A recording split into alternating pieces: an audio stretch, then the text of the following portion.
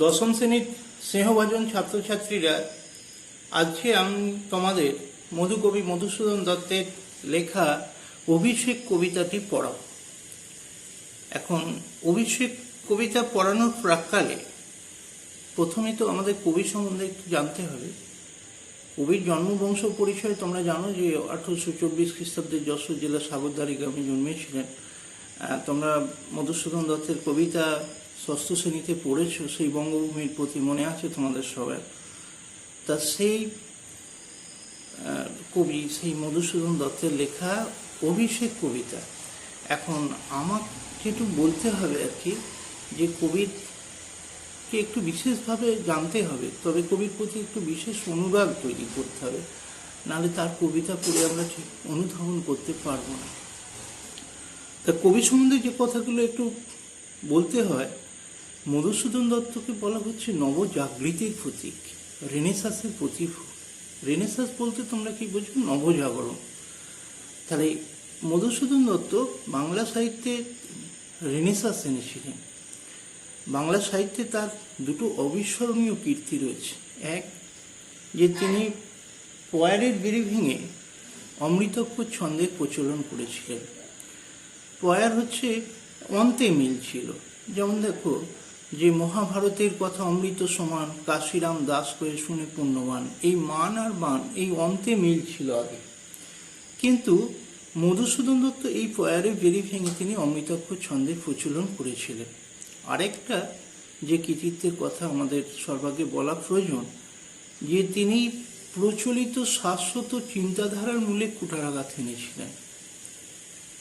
তা এ বিষয়টা আমি আরেকটু ডিটেলসে তোমাদের যখন কবিতাটি পড়াবো বলবো, যে তাহলে কি বললাম, যে তিনি প্রচলিত শাশ্বত চিন্তাধারার মূলে কুঠারাঘাত এনেছিলেন।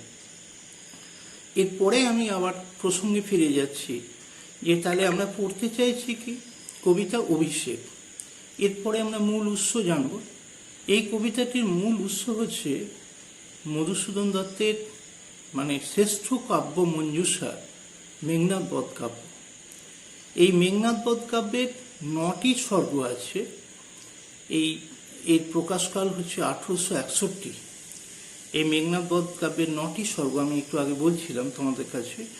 যেমন দেখো, অভিষেক, অস্ত্রলাভ, সমাগম, অশোকবন, তারপর উদ্যোগ, বধ, সংস্ক্রিয়া, পেতপুরী। যাই হোক, এই 9টি স্বর্গের মধ্যে যে প্রথম স্বর্গ অভিষেক নামাঙ্কিত, সেই প্রথম স্বর্গ অভিষেক নামাঙ্কিত, সেখান থেকেই আমাদের মধ্যশিক্ষা পর্ষদের যারা সংকলক, তারা এটি সংকলন করেছেন এবং নামকরণ করেছেন অভিষেক।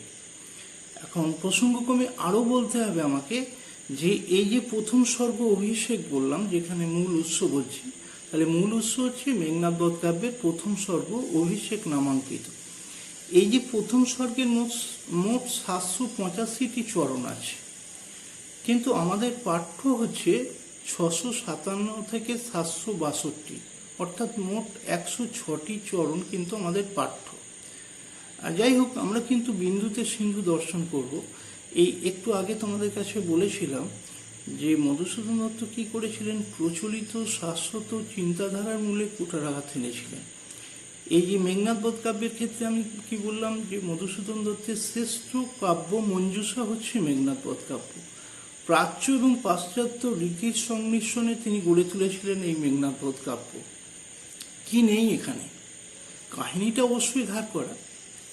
সেখানে এই যে কাহিনীটা রামায়ণের কাহিনী, কিন্তু মধুসূদন দত্ত আপন মনের মাধুরী মিশিয়ে প্রাচ্য এবং পাশ্চাত্যের সংমিশ্রণে এই মেঘনাদ বধ কাব্য গড়ে তুলেছিলেন। আর সেখানে দেখো কি নাই এখানে, ভার্জিনের ইনিট, দান্তের ডিভাইন কমেডি, মিল্টনের প্যারাডাইস লস্ট, সব কিছুকে এখানে তিনি নিয়ে এসেছেন, আত্মীকরণ করেছেন। তার যে মূল, যে এই মধুসূদন দত্তের মধ্যে তো কোনো সংস্কার ছিল না।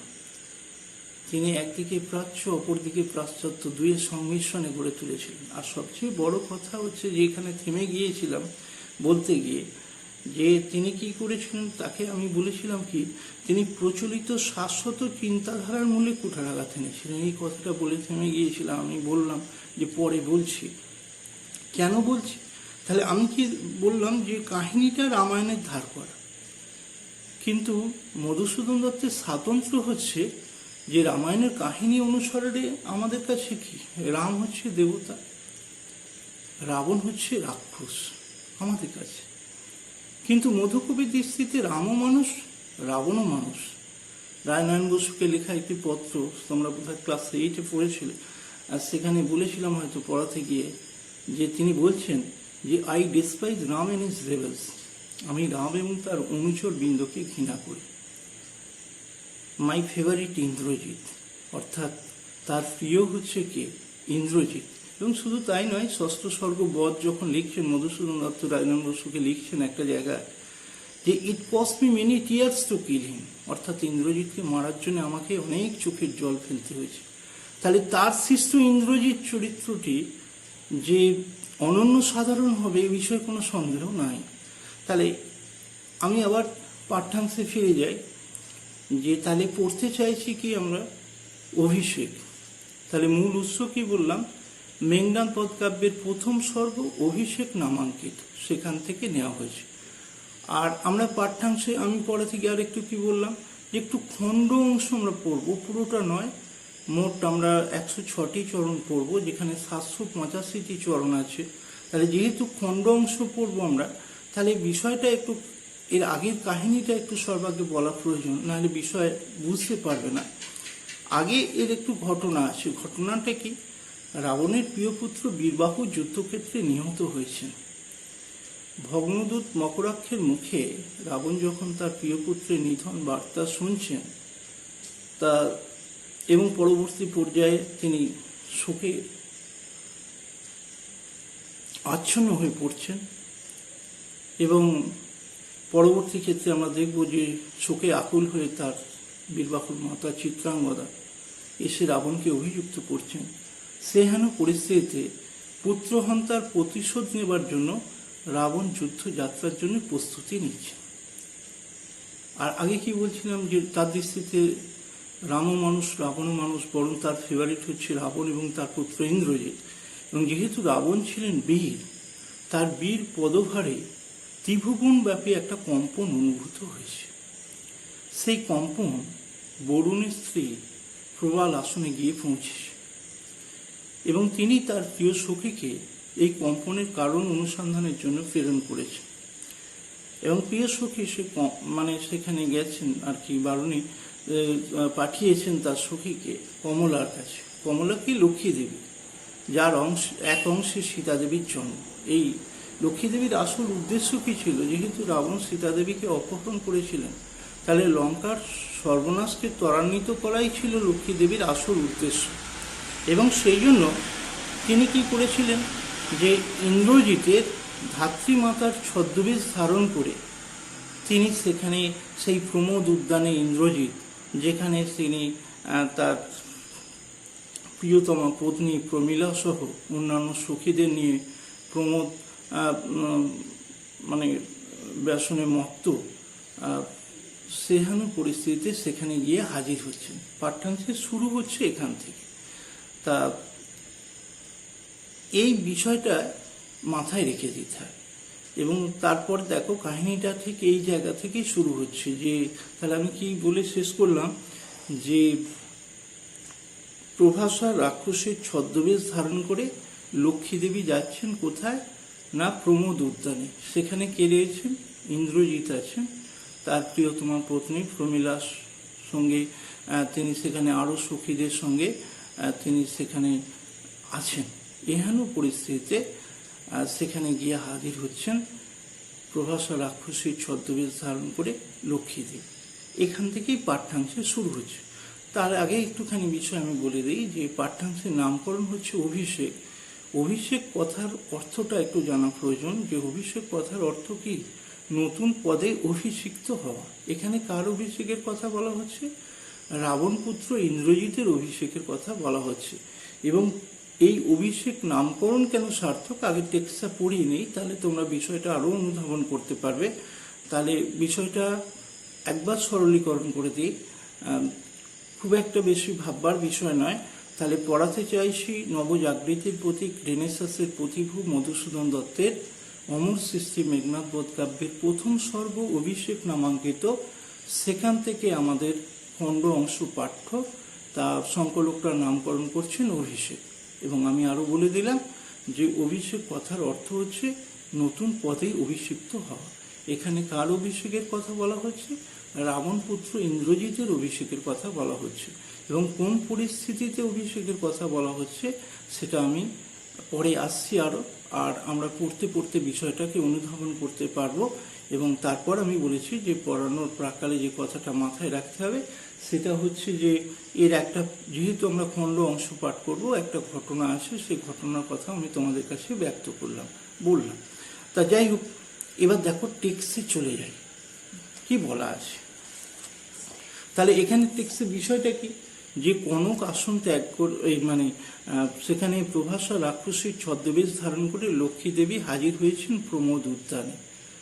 তার সেখানে এবার প্রভাসা রাক্ষসী গিয়ে হাজির হয়েছেন, সেখানে কে আছেন? ইন্দ্রজিৎ রয়েছেন, তার প্রিয়তমা পত্নী প্রমীলা, অন্যান্য সখীদের সহ তারা রয়েছে। তা যাই হোক, দেখো এবার কি ঘটনা ঘটছে। কনক আসন ত্যাগী বীরেন্দ্র কেশরী ইন্দ্রজিৎ প্রণমিয়া ধাত্রীর চরণে। তার সেখানে প্রভাসা রাক্ষসীর ছদ্মবেশ ধারণ করে ইন্দ্রজিৎ হাজির হয়েছেন। তাহলে সেই প্রভাসী রাক্ষসী হচ্ছেন কে? ইন্দ্রজিতের ধাত্রী মাতা। তা সেই যে ধাত্রী মাতা, যেহেতু তিনিও তো মাতৃসম, সেই তাকে দেখে ইন্দ্রজিতের চরিত্রে দেখো এখানে গুরুজনের প্রতি কতখানি শ্রদ্ধা বোধ, এগুলো তার গুণের প্রকাশ। ইন্দ্রজিতের চরিত্র আমাদের 5 নম্বরে লিখতে হবে। এবং এই যে টেক্সটের প্রত্যেকটা শব্দ গুরুত্বপূর্ণ, প্রত্যেকটা লাইন গুরুত্বপূর্ণ, প্রত্যেকটা শব্দ গুরুত্বপূর্ণ। কনক আসন ত্যাগী বীরেন্দ্র কেশরী ইন্দ্রজিৎ প্রণমিয়া ধাত্রীর চরণে। তাহলে কনক কথার অর্থ হচ্ছে সোনা। তাহলে সোনার আসন ত্যাগ করে বীরেন্দ্র কেশরী, বীরেদের ইন্দ্র শ্রেষ্ঠ কে? ইন্দ্রজিৎ। তাহলে কেশরী বলা হচ্ছে কেন? তার শৌর্য, তার বীরত্বের কথা ভেবে ইন্দ্রজিৎ কি করছেন? প্রণমিয়া ধাত্রীর চরণে।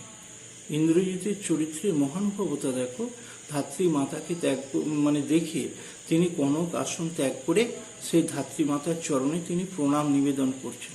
করে কি বলছেন? কহিলা, কি বলছেন? কি হেতু মাত গতি তব আজি এই ভবনে।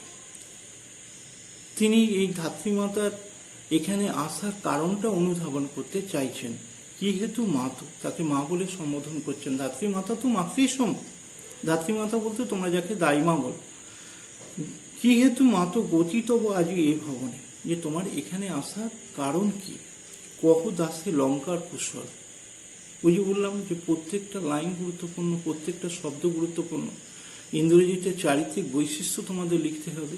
প্রথমেই দেখো গুরুজনের প্রতি শ্রদ্ধাবোধের প্রকাশ তোমরা দেখতে পেলে যে কিভাবে ধাত্রী মাতাকে তিনি তার প্রণাম জ্ঞাপন করছেন। এবং তার সাথে সাথে দেখো ইন্দ্রজিতের স্বদেশ প্রেমের আমরা একটা নমুনা পাবো, যে কহদাসে লঙ্কার কুশল, তার মধ্যে স্বদেশ প্রীতি আছে। এবং সে সঙ্গে সঙ্গে ধাত্রী মাতাকে দেখেই সে যেমন প্রণাম জ্ঞাপন করে তারপরে কি করছে, যে কহুদাসে লঙ্কার কুশল, অর্থাৎ লঙ্কার কুশল জানতে চাইছেন।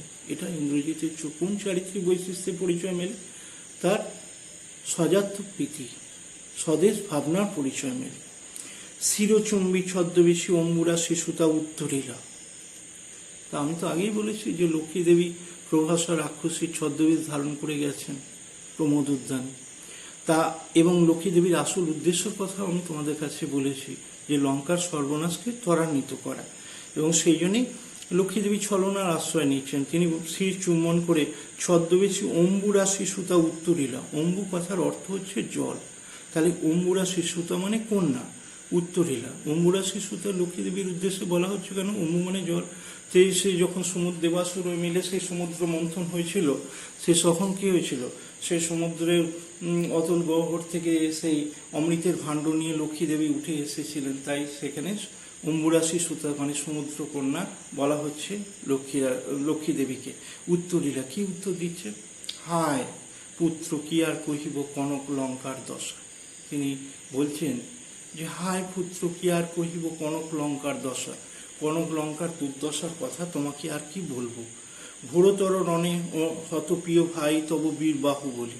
এরপরে কি আমি বলেছি যে লক্ষ্মী দেবীর আসল উদ্দেশ্য হচ্ছে লঙ্কার সর্বনাশকে ত্বরান্বিত করা। এক এক করে সব বীর, লঙ্কা প্রায় বীর শূন্য হয়ে যেতে বসেছে, সে বীরবাহু মারা গেছে সেই কথাই তিনি বলছেন। এবং পুত্র কি আর কহিব কনক লঙ্কার দশা, ঘোরতর রণে হত প্রিয় ভাই তব বীরবাহু বলি। বীরবাহু বীর তিনি যুদ্ধক্ষেত্রে নিহত হয়েছেন।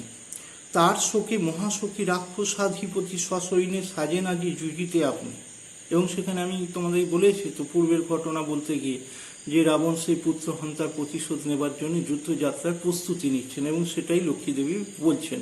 প্রভাসা রাক্ষসীর ছদ্মবেশ ধারণ করে লক্ষ্মীদেবী ইন্দ্রজিৎ, যেহেতু ওই একটি বীর বেঁচে আছে ইন্দ্রজিৎ, তার সেই জন্য বলছেন তার শোকে মহাশোকী রাক্ষসাধিপতি সসৈন্যে সাজেন আজি যুজিতে আপনি। তাহলে রাবণ যুদ্ধযাত্রার প্রস্তুতি নিচ্ছেন, এই কথা মানে লঙ্কার দুর্দশার আনুপূর্বিক বিবরণ দিচ্ছেন লক্ষ্মী দেবী, যার আসল উদ্দেশ্য সম্বন্ধে আমরা সবাই সচেতন হয়েছি, জেনেছি।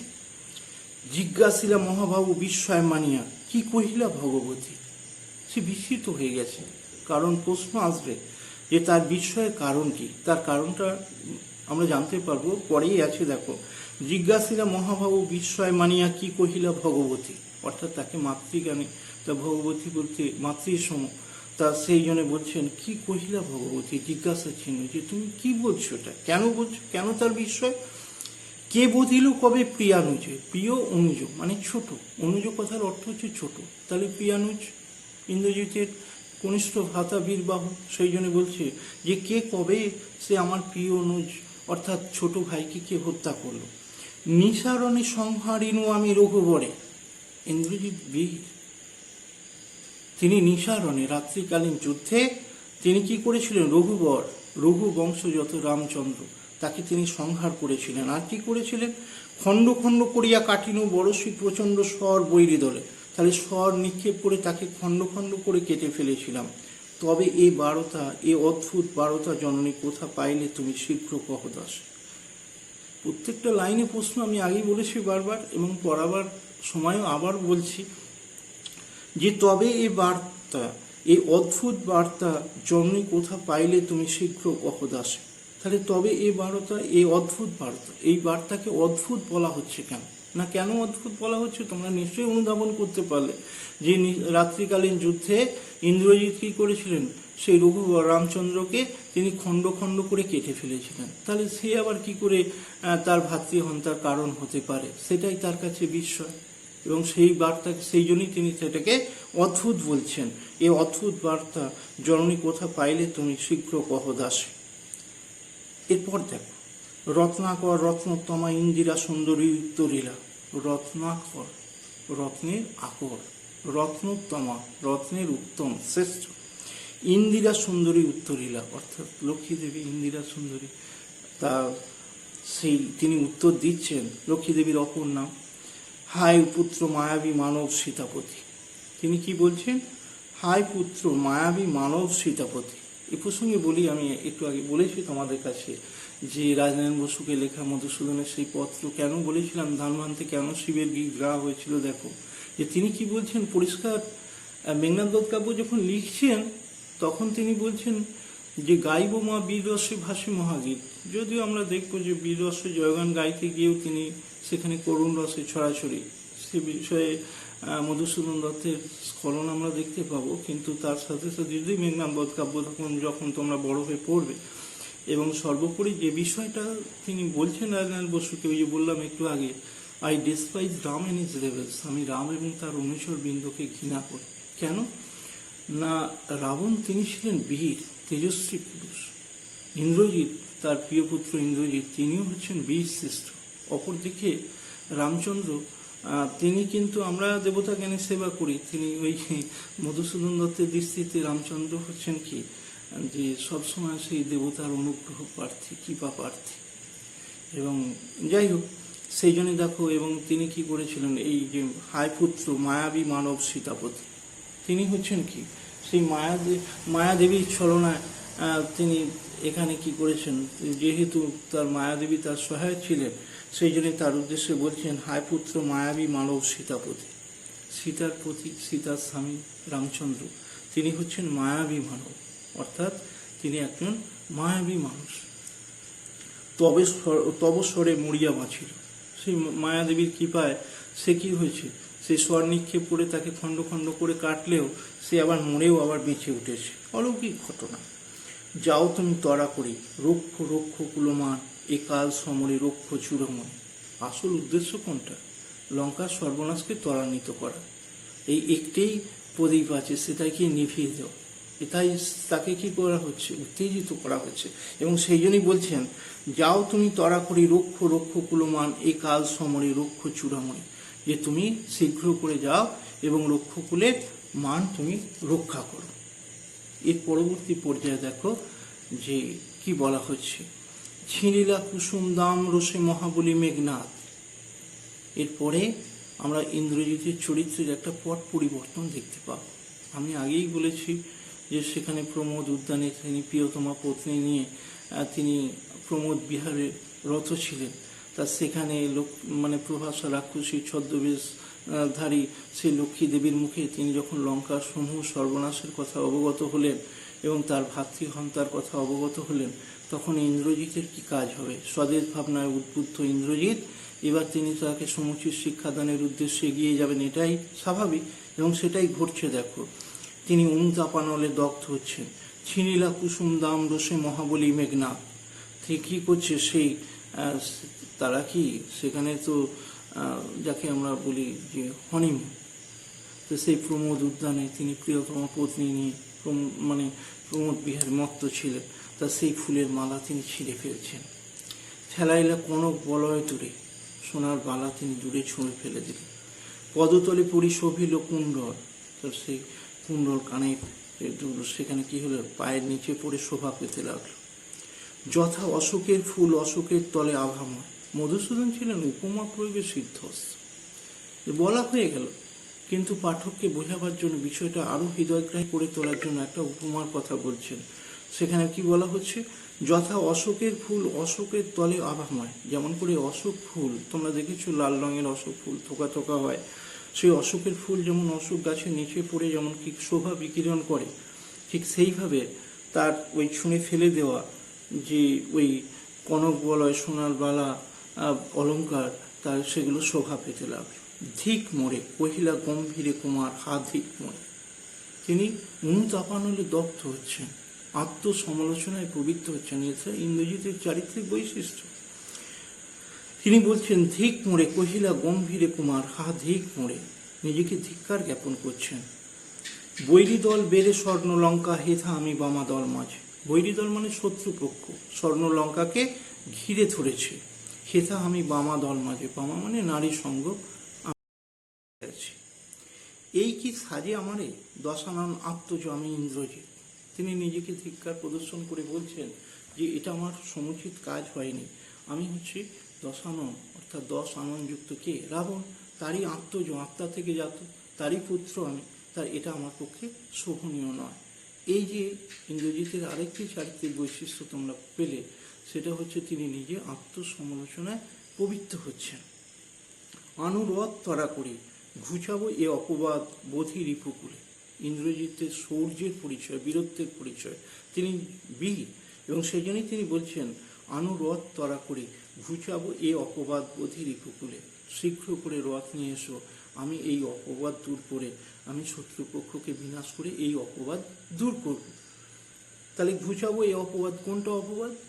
যে রামচন্দ্রকে তিনি নিসারণে সংহার করেছেন, তিনি তাই ভাতৃহন্তার কারণ হয়ে উঠেছেন। তাই শত্রুপক্ষকে সমুচিত শিক্ষাদান করাই হচ্ছে তার কাজ, এবং সেটাই তার দৃষ্টিতে এটা অপবাদ বলে মনে হয়েছে।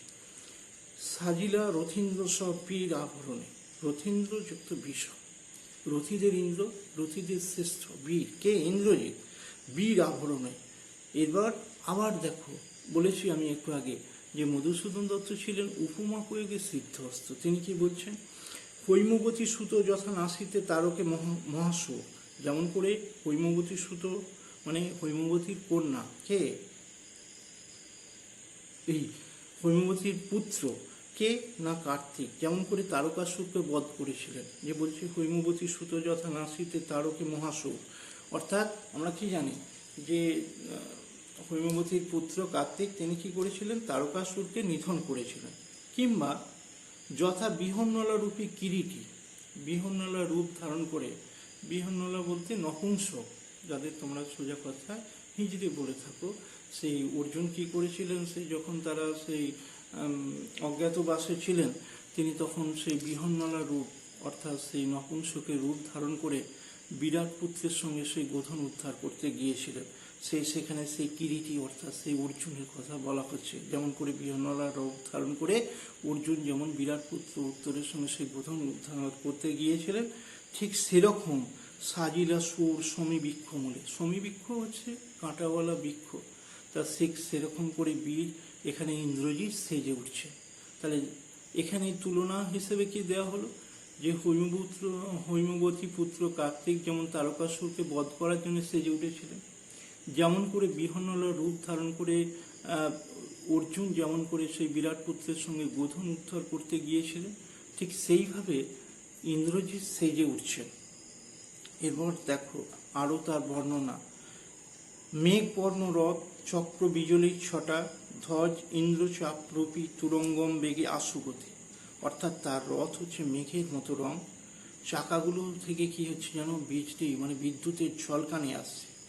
ধ্বজ ইন্দ্রচাপরূপী, ইন্দ্রের চাপের মতো তার ধ্বজ মানে পতাকা, তুরঙ্গম বেগে আশুগতি মানে দ্রুত গতি সম্পন্ন ঘোড়ার গতির মতো। রথ চড়ে বীর চূড়ামণি বীর দর্পে হেনকালে প্রমিলা সুন্দরী থরিপতি করযুগ, হায় রে জিমতি হেমলতা আলিঙ্গয়ে তরুকুলেশ্বরী। এরপর প্রমিলা এসে হাজির হয়েছে, যে ঠিক ইন্দ্রজিৎ যুদ্ধযাত্রার জন্য প্রস্তুতি নিয়েছেন, সেজে উঠেছেন আমরা জেনেছি। ঠিক সেহেন পরিস্থিতিতে বীর দর্পে সেজে উঠছেন ইন্দ্রজিৎ। হেনকালে কি হচ্ছে, প্রমিলা সুন্দরী থরিপতি করযুগ, হায় রে জিমতি হেমলতা আলিঙ্গয়ে তরুকুলেশ্বরে। আবার উপমা, যে এবার সেই প্রমিলা সুন্দরী এসে কি করছে, পতিকর মানে হাত দুটো ধরেছে। এবার মধুসূদন দত্ত উপমা দিয়ে বলছেন, হায় রে জিমতি হেমলতা আলিঙ্গয়ে তরুকুলেশ্বরে। যেমন করে হেম মানে স্বর্ণলতা, হেম কথার অর্থ সোনা, তাহলে স্বর্ণলতা যেমন করে কি করে আলিঙ্গন করে থাকে কাকে, তরুকুলেশ্বরকে।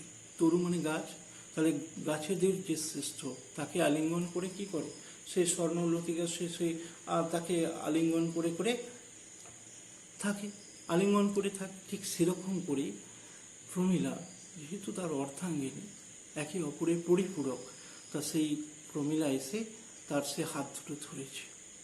কহিলা কাঁদিয়া ধ্বনি, কি বলছে, কোথা প্রাণ শখে রাখিয়ে দাসিরে কহ চলিলা আপনি।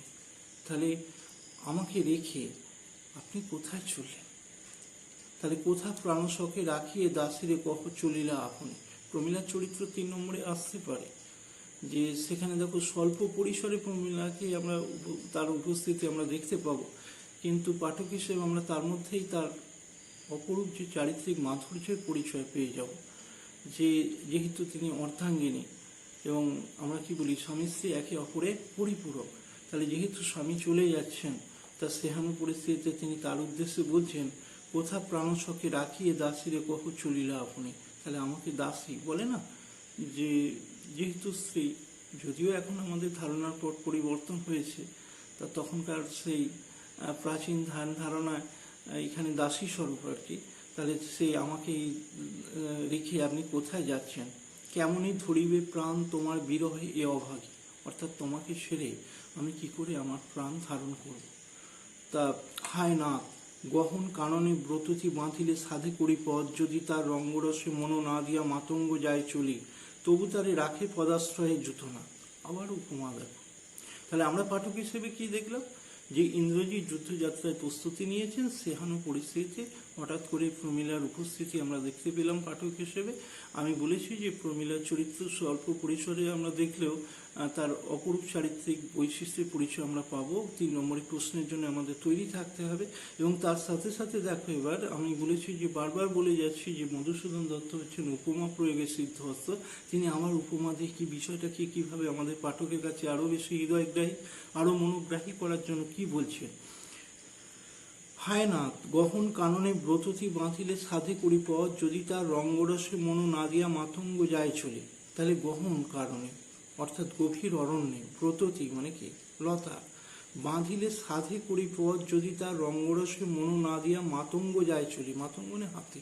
হাতি গভীর অরণ্যে যখন প্রবেশ করে তার পায়ে লতা জড়িয়ে যায়, তবু তারে রাখে পদাশ্রয়ে যূথনাথ। তার সেই যূথনাথ অর্থাৎ হাতিদের যে সর্দার দলপতি, সে কি করে তার পায়ে সেই লতাটাকে সে জড়িয়ে যায় যখন, সেটাকে নিয়েই সে চলতে থাকে।